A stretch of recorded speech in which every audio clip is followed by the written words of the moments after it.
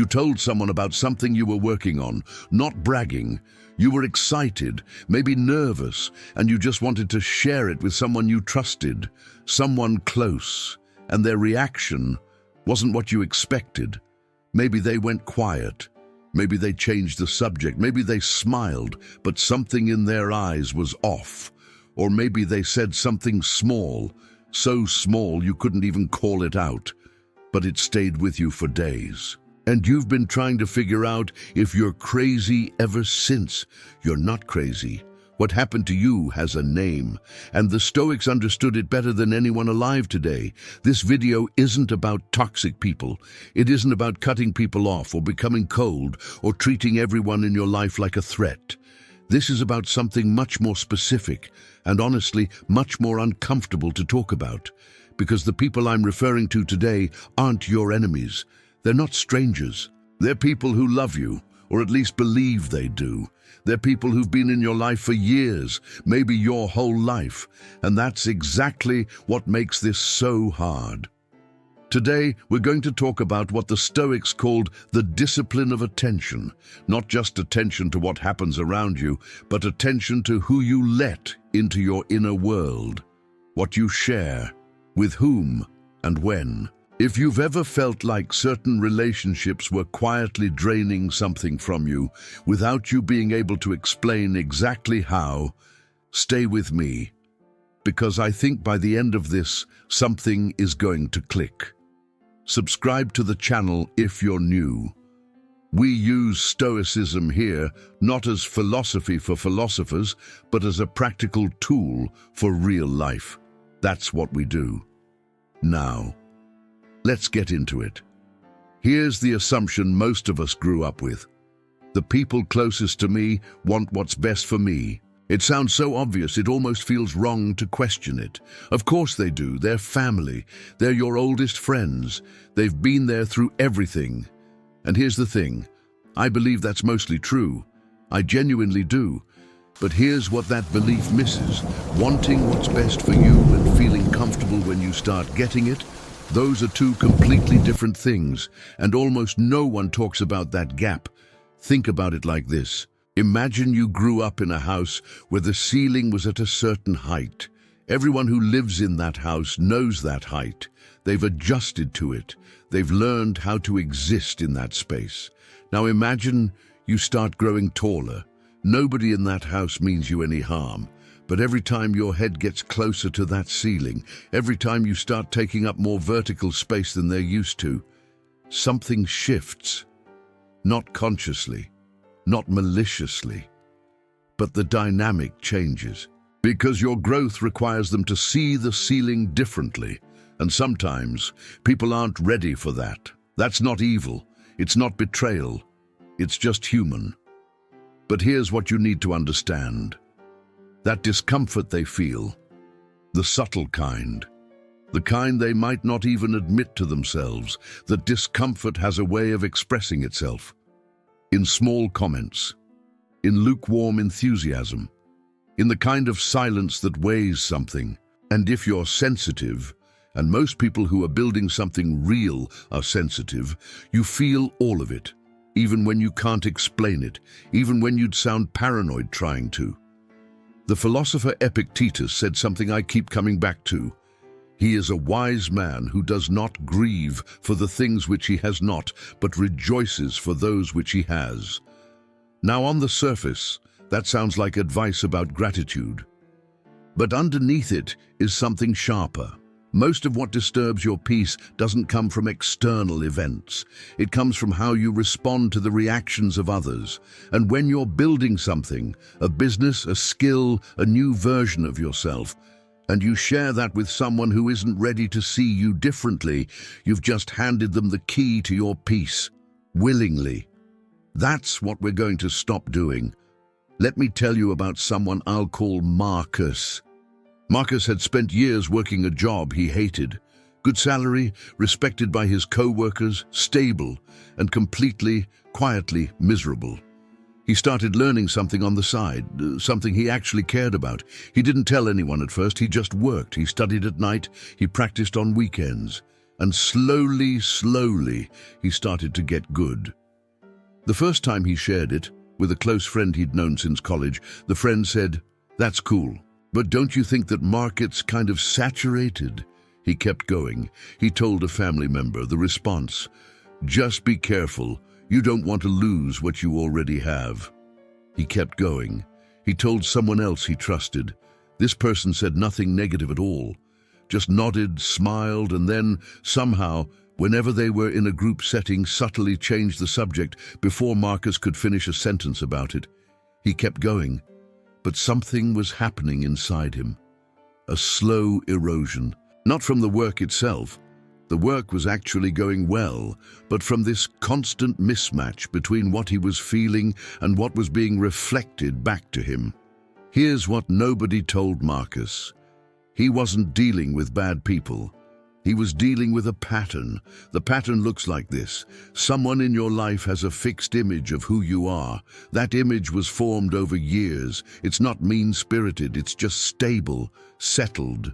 When you start changing, when you start growing in a direction that doesn't match that image, they experience a quiet, cognitive dissonance. Something doesn't fit. And the way most people resolve that dissonance isn't to update their image of you.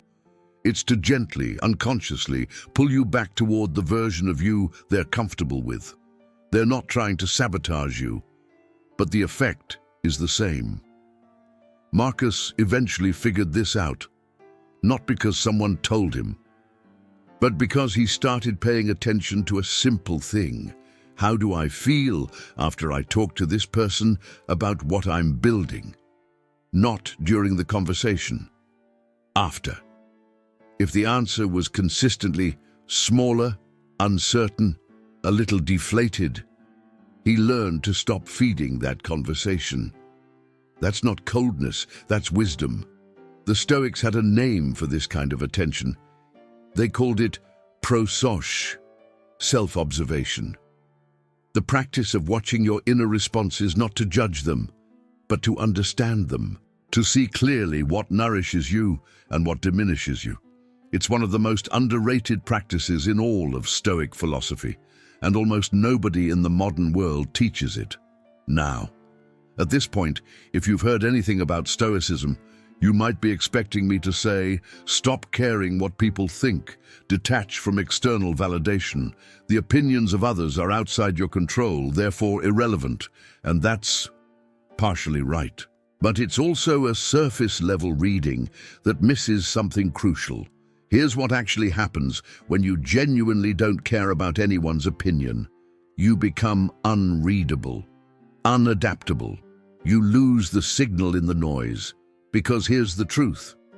Other people's responses do contain information, real information. Some of what you're reading in those lukewarm reactions is genuine feedback about your ideas. Some of it is envy, some of it is fear, some of it is love expressed clumsily, and some of it is a limitation in them that has absolutely nothing to do with you. The Stoic practice isn't to ignore all of that, it's to sort it. Marcus Aurelius, Emperor of Rome, and the man whose private journals became one of the most read books in history, wrote this: "You have power over your mind, not outside events. Realize this, and you will find strength." But notice what he didn't say. He didn't say, ignore outside events.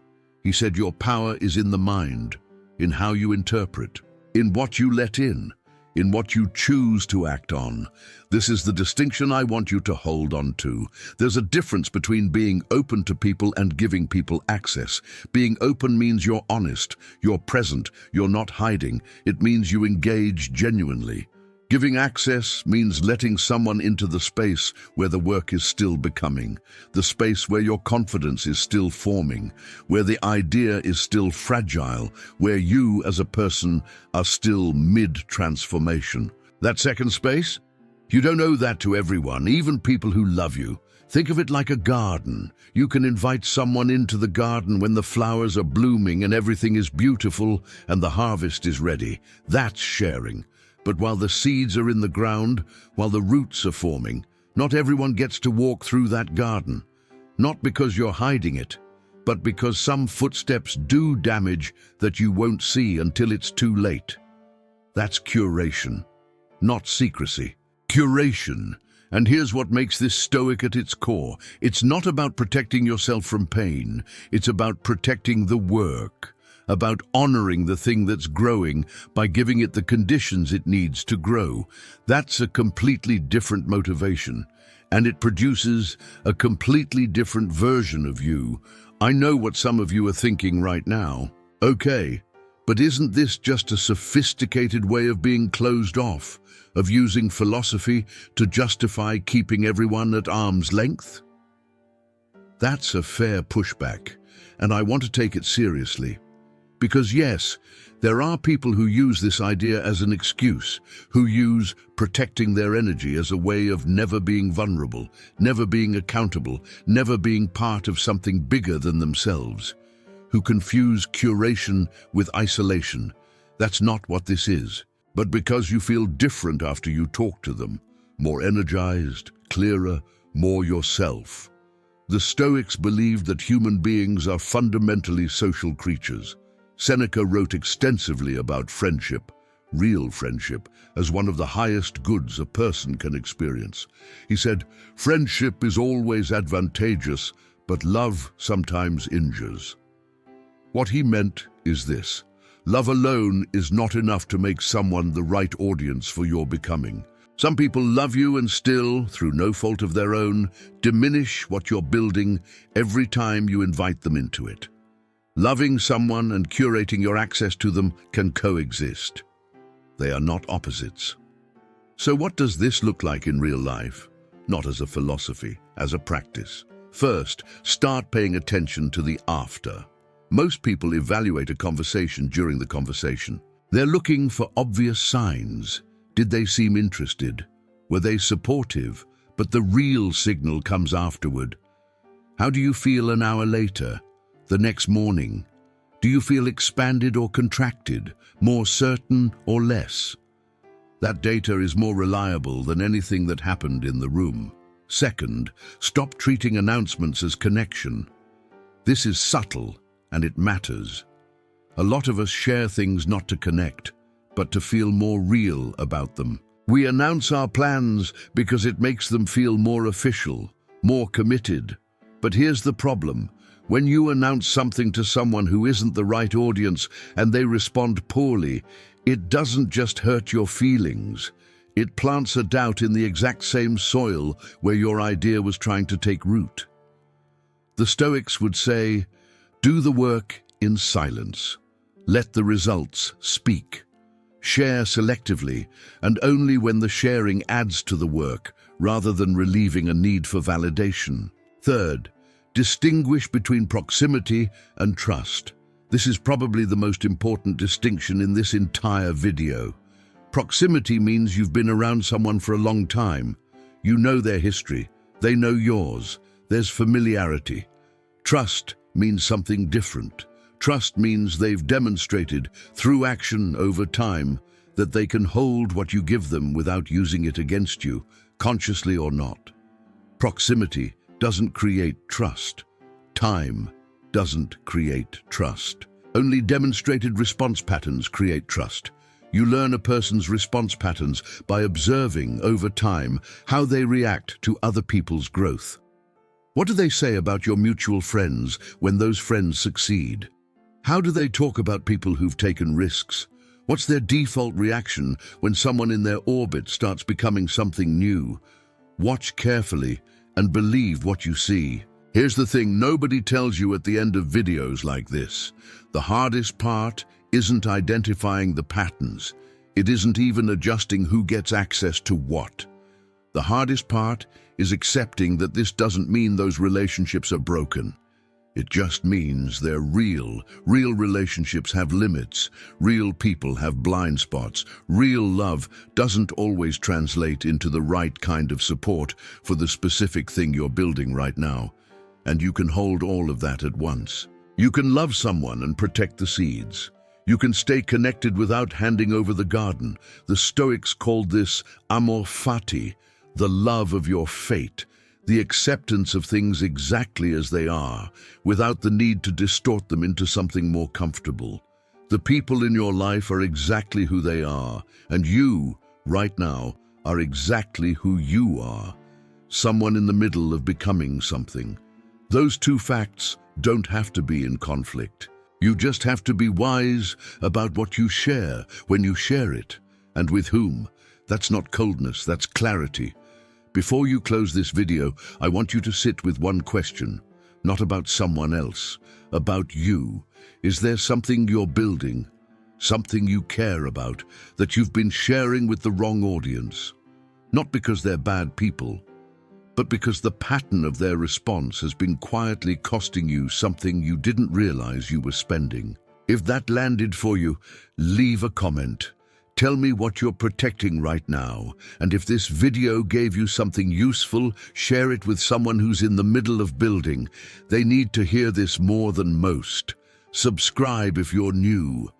Every week we go deep on how the Stoics actually lived and how to use what they knew to live better right now.